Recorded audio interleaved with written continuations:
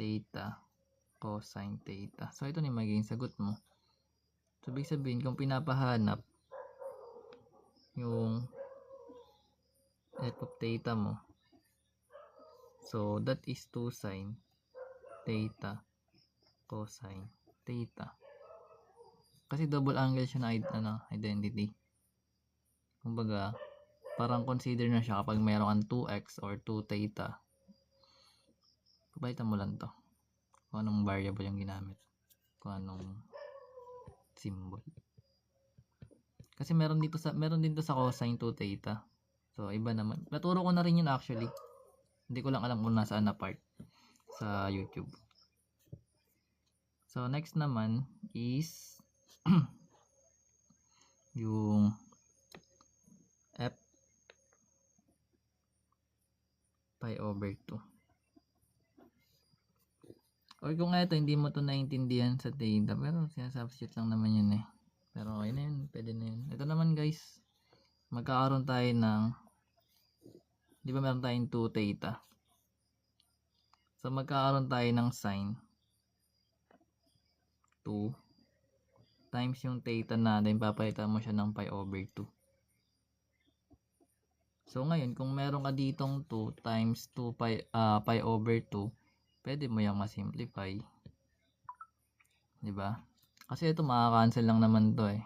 Kasi sa numerator mo may 2, sa denominator mo may 2. So, 2 divide to magiging 1. Times mo yung pi, edi ito magiging sin pi na lang. Si sin pi. Tapos, ayun. Ito na siya. So, ngayon, kung meron ka dyang sin pi, punta kang unit circle. So, sa unit circle natin, di ba? Nandito yung 0.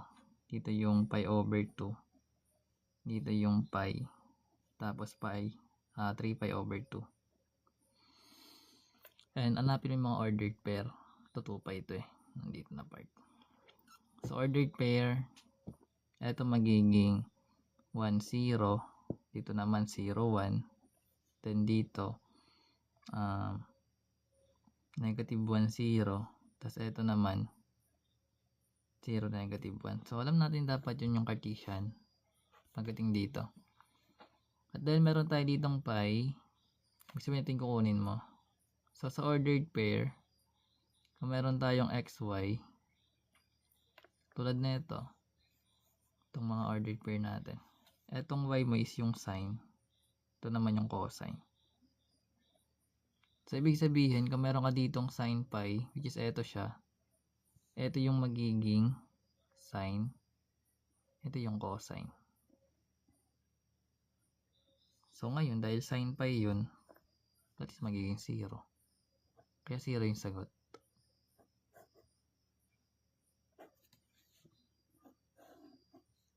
Gets mo ba yan? Gets mo yan? Ang explanation. Pero sabi ko nga, kung hindi mo siya maintindihan, aralin mo dito yung unit circle.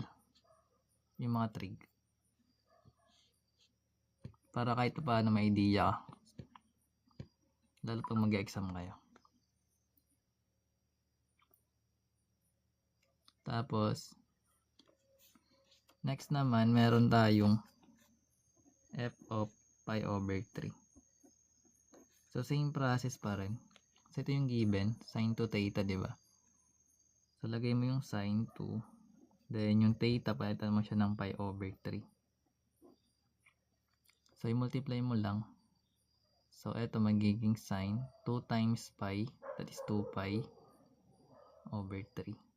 So, ngayon, kung nahihirapan ka sa mga radians naman, naka-pi ito, di ba? So, i-convert mo siya sa sa degrees. Para di ka mahirapan. So, ngayon, kung meron kang mag-convert ka ng radian to degrees, madali lang din naman. If ever na hindi mo maintindihan dito, nandun yan sa kabila. Hanapin mo lang. So, meron kang 2 pi. I think maintindihan mo ito dito kasi may example na. Multiply mo lang to sa pi na sa baba, tas 180 degrees sa taas. Kumbaga, kung nandito yung pi mo, dapat yung pi yan sa baba rin para ma-cancel. Kung convert naman sa degrees, baliktad naman. Or sa radian. I mean. Binabaliktad lang to kung anong kakancelin mo. Anyways, so eto, makakancel na yung pi. So magiging 2/3 na lang siya. Tapos 180. Please. Then ito pwede mo to ma-simplify. Yung 3 tsaka 180. Pag nahihirapan ka pag sa division na ito, aralin mo yung divisibility rule. Para hindi ka mahirapan. 18 divide 3. That is 6. May 0 pa. So 2 times 60 magiging 120. So ibig sabihin, etong sin 2 pi over 3 mo is same lang siya sa sin 120 degrees. Pares lang yun. I guess mo? Ito? Intindihan na ba ito? Pares lang itong dalawa. Pero hindi pati yung sagot. Kasi pupunta pa tayo ng unit circle ulit.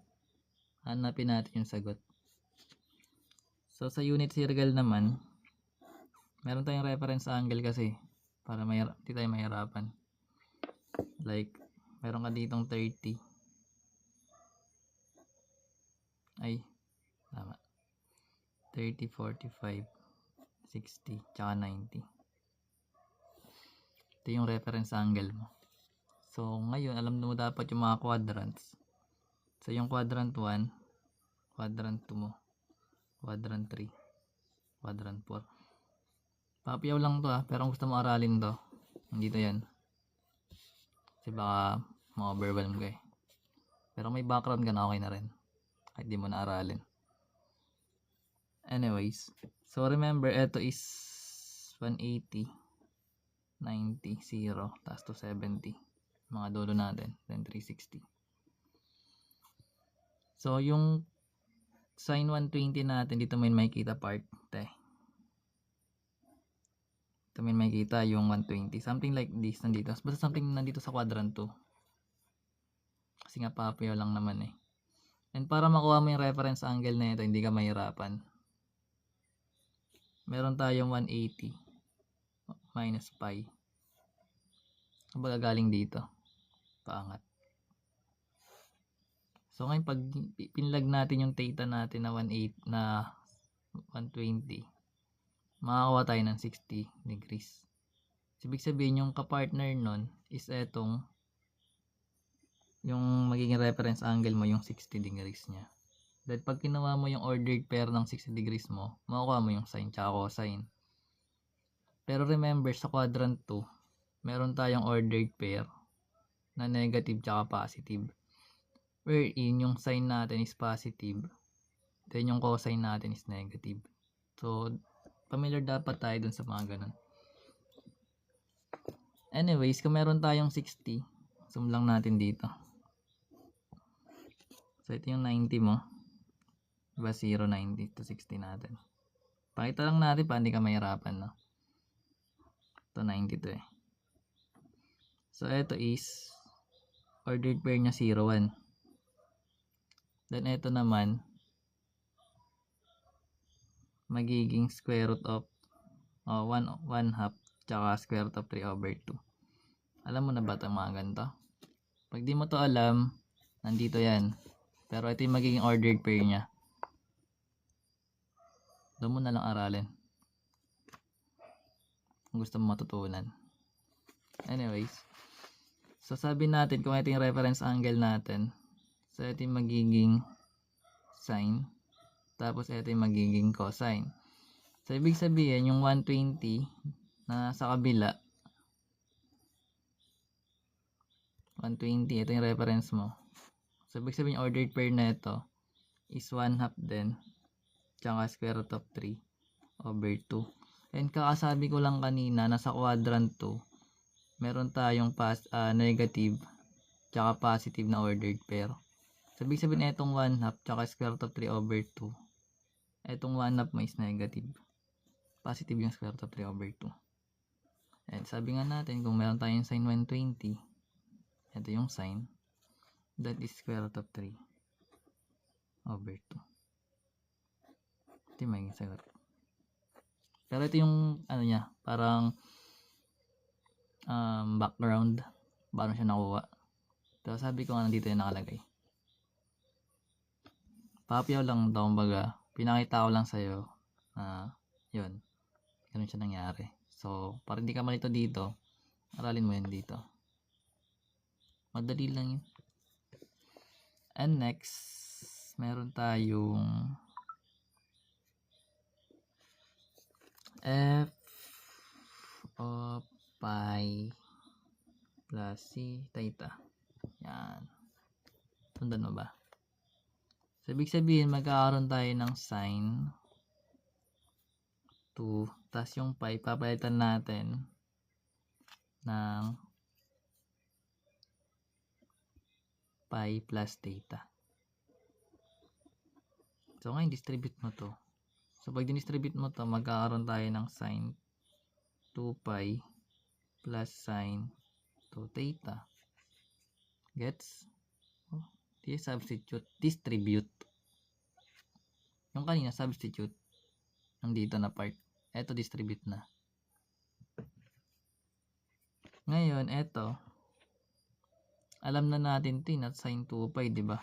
So, kanina, pakita ulit natin yung graph. Ito yung 0. Ito yung pi over 2. Ito yung pi. This is 3 pi over 2. Then, ito naman, 2 pi. So, kung 0 to, ordered pair na ito, di ba, is 1, 0. So, dahil lang hinahanap is sine. Ibig sabihin, yung sine mo dito is 0. Gets mo? So, ito magiging 0 plus yung sine 2 pi mo, this is f of theta. Bakit? Kasi ito nga yun eh. Which is magiging 2 sine theta plus cosine theta. Anyways, sinabi ko lang ganun. Pero sagot sa kanya is 2 sine theta cosine theta. Ayun siya, ayun na lahat. Ayun na, may assignment ka na.